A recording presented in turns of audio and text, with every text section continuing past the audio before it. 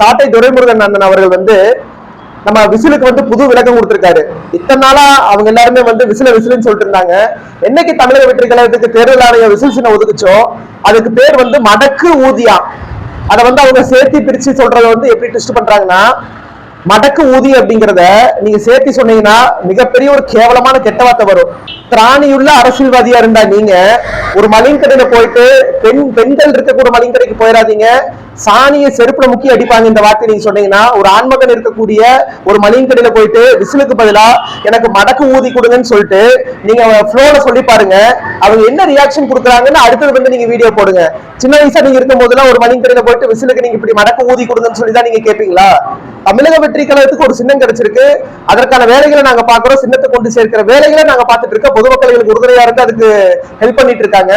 உங்க கட்சியை வளர்க்கறதுக்கு, கொள்கையை கொண்டு மக்களிடம் சேர்த்து உங்க கட்சியை வளர்க்கறதுக்கு உங்க கேண்டிடேட் 234 தொகுதியில சீமான் அவர்கள் அறிவிச்சு வேலை நடந்துட்டு இருக்கு.